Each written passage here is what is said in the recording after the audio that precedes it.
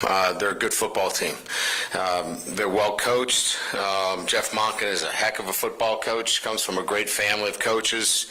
I know him well. I respect him as a football coach. His team will be well prepared. And much like how they represent the service academy, they represent that as a football team. They keep coming at you. 4 quarters of football. They're going to play physical. They're rough. They're physical. The ruggedness shows out in the way they play.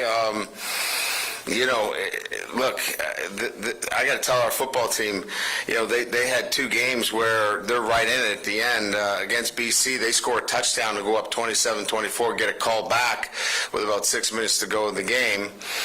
And then the BC game, obviously, as everyone knows, Florida State, BC's got a chance to win that game with the ball. And we know what Florida State did against us. So it's a good, tough football team, plays hard. Bryson Daly, their quarterback, everything runs through him.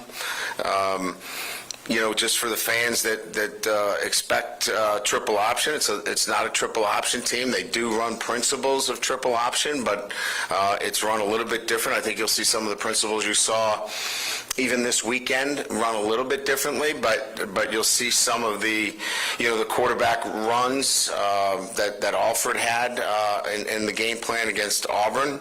But again, a very physical defense, long. I mean, you talk about a defense that's long. Their defensive linemen 6'4", 6'5", great length, and again, we'll have to be focused on our improvement and playing a really good physical football team, and can't be distracted by anything else because it's going to require that kind of effort. Injury updates. We've got 2 guys that are doubtful for this weekend. That's Emory Jones and Mekhi Wingo. They'll be listed as doubtful. We'll see how they progress during the week. And then Chris Hinton is a probable for this weekend. So those were the primary guys on the injury report for us. So with that, we'll open it up to questions. If you could just give us a location on Mekhi's injury, and then the job that Lance did in Emory's place, I guess, and along just the entire offensive line. What have you seen out of them through half the season so far?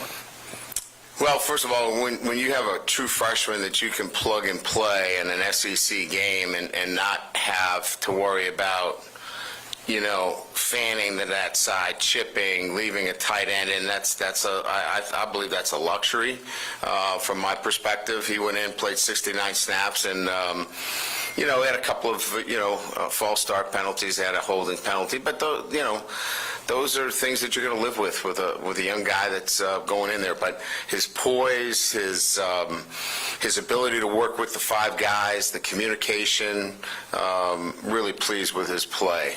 Mekhi Wingo has been nursing kind of a lower body injury all year. This gives us a chance to really get him right going into the bye week and then the rest of the season. How would you view or describe, I would say, Mike Denbrock's role and how great the offense has been this year, and then the groove that he's kind of gotten into with this team over the past month? Well, he's central to it because it's certainly coordinating it requires the input and. Look, I'm a big believer that, you don't really get a buy-in unless you get everybody to weigh in. So, he's getting input from the entire offensive staff and then, putting it together. It's never a one-man show. It's a collaborative, and I think cohesive event when a coordinator's doing his job. If he's coming in early and scripting everything by himself and leaving everybody else to kind of wonder what's going on, usually have a group that has good days and bad days. This group is consistent, and it's because they all work together and everybody has a role. And credit to Mike's leadership and his ability to bring everybody in to the process. And then, his play calling. He matches play calls to players, gets the ball to the playmakers, and that's what this is about. This is not about, plays. This is about players, and I think he's hit both of those out of the park. Hey, Coach, just a two-parter here. Do you know the severity of Emery's ankle injury? Do you think it's going to be a long-term deal? And then second, you guys are 7 of 23 last 2 weeks on third down defensively. Just what has gone into the improvement there of getting off the field? Yeah, we think it's an injury that can be managed quite well, and that will have him back. Again, as we look at this, from an injury standpoint, we're always going to be deliberate in making sure these guys are 100% moving forward as we get into the year. But both of them are guys that we feel comfortable they're going to be back at full strength. Look, going into the Missouri game, we'd given up, I think we had tracked like 15 drives, and I think 13 out of 15 we'd given up points. The past 15 drives, I think we've given up 5 out of 15, so something in that effect. So we're just playing more consistent defense, and it's not just one, it's 11 guys knowing their roles, and I've talked about this a couple of times, and I'll say it again. When the structure of the defense is in place, and everybody knows their role within the defense, you start to get complementary defense. Guys knowing their roles allows 11 guys to play together. And, we didn't do a great job of that early on. And part of that was, trying to find roles for guys, not knowing clearly what the best lineup was. And, now establishing what that looks like has allowed us to build that kind of consistency on defense. Hey, Coach, I was curious, John Emery's success against Auburn last year, did that play any factor into getting him more involved in the game plan this year? And when you missed the first 2 games, does it just take a while to get back into football playing shape? Yeah, it did. And look, I think, the running back room needs to be commended. I mean, each one of those guys, if you look at Emery and Williams in particular, they didn't play a lot of snaps last week. And then this week they come in and play huge roles, Williams gets a couple of touchdowns. Emery gets a couple of big plays in the game. Kane goes in and gets a big first down for us. That's selflessness. I mean, there's a lot of guys looking to play, and they're all sitting together on the bench asking each other, what did you see out there? They're totally engaged, totally locked in.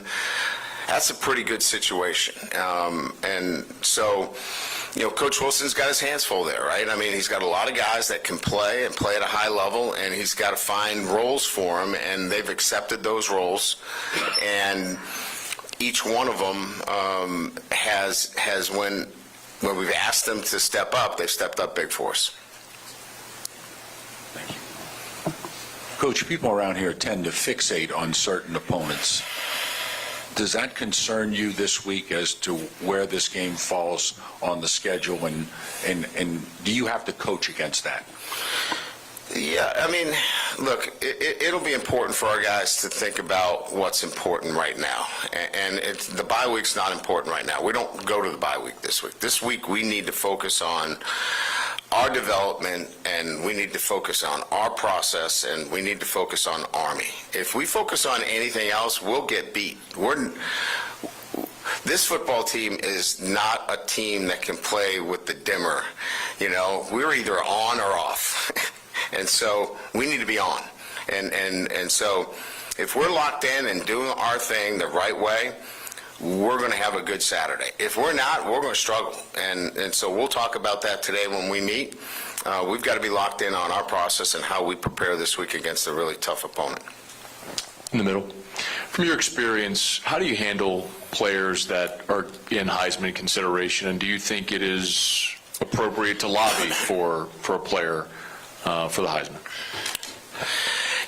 To me, the Heisman has become such a promotional piece and the flavor of the week that what I try to tell our guys that I've had involved in the Heisman is, look, you're not going to have control over this other than being consistent at what you do. So every day, your focus isn't about what they think about the Heisman, because they're going to have opinions that range from one side to the other. Your focus is consistency and performance. If your performance is consistent week in and week out, then it's going to take care of itself. Other than that, they're going to say, well, you're not playing well enough on defense, which has nothing to do with the Heisman. If that was the case, they should have, not given the Heisman to Caleb last year. They lost to Tulane, but they gave him the Heisman. So the fact of the matter is, it's about your consistency and performance, and the rest of the narratives, they're going to float from A to Z, and you can't focus on those. Brian, with the disconcerting signals call, because that just keeps happening, do you have to, not to try to get you in trouble, but do you have You pick out these things just to get me in trouble. No. Do you have to do something differently in terms We're of... going to bring an air horn out back? there, I guess. Look, I've had a long conversation with John McDade about this. I think it's ridiculous. We had a safety that was clapping to our corner to get his attention, and we got it called. I said, look, we'll come up with another way of trying to communicate. If you're in the front seven, my opinion is, if you're in the front seven and you're clapping, that's disconcerting. You're in the core of the defense, you're in the front. To me, you're trying to simulate a snap. But if you're 12 yards deep trying to communicate with a corner, I just don't get it. But we're going to have to come up with another way of communicating. We actually had a meeting on it today. It's loud even at home. I mean, it's just generally loud at home. So we're actually going to take some safeguards to communicate, because we did have a false start because we couldn't hear our ready call. We're in verbal cadence on offense because we don't expect to go nonverbal at home, but we actually couldn't hear down by the end zone. So that's on us. We have to communicate, and we met on it this morning, and we'll have a communication system that works and covers all the rules. When you spoke Saturday and even today, you said something to the idea of not taking this offense for granted. Do you ever have to guard or edit yourself for maybe trying to do too much when you get an offense like this? No, I think Mike does a really good job of staying within, the confines of what we do and how we do it. And I think going back to the earlier question from Shay, I think it's clear that what they've done as a group is stay in those lanes. We do what we do. The touchdown to Malik, we've run that play probably 37 times. I think we self-scouted that play 37 times, which is, kind of crazy, the motion that he came across where we called the legal procedure. He's been off the line 37 times.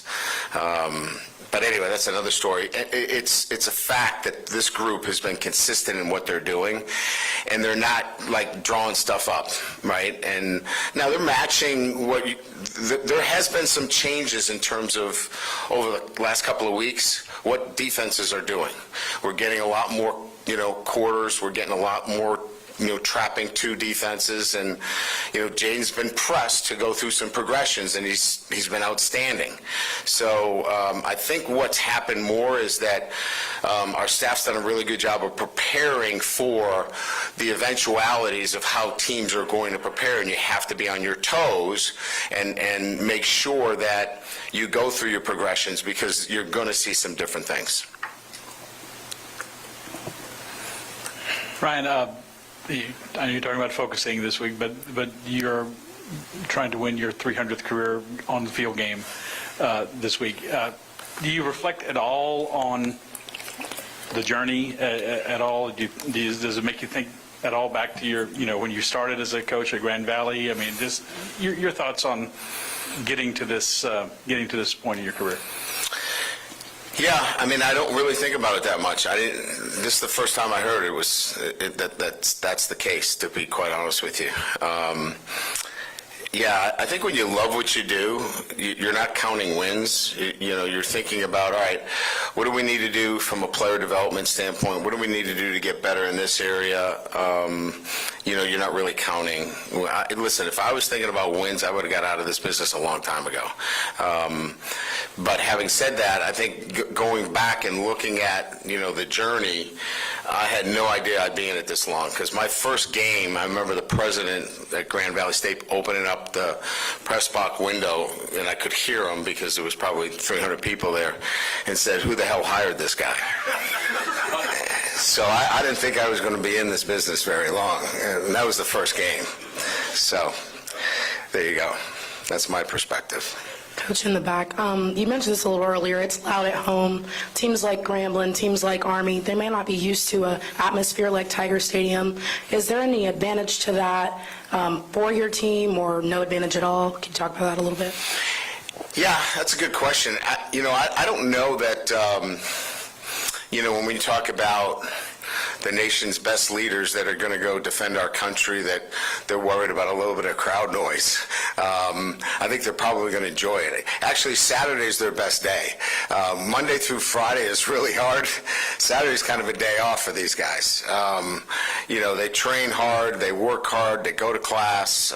These are days they enjoy.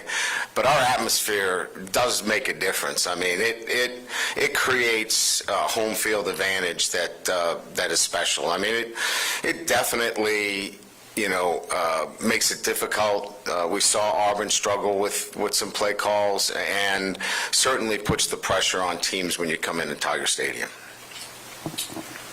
Hey, Coach, just right here. Shelby Lee is Yeah. a walk-on. Sure is. He actually was in the Army. That's correct. correct. What kind of role is he going to play? And just Yeah, we're kind of formulating that right now. We're going to do some special things. As you know, the governor is a West Point grad. He'll be part of what's going on. We're going to do some neat things in pregame. We're going to spring a couple of things that we think are representative of what that day should look like playing Army, and we think Shelby's going to be part of that as well. And what kind of role does he just play on your team? Oh, he's an outstanding walk-on. I mean, he's well-liked by the team. He works his tail off.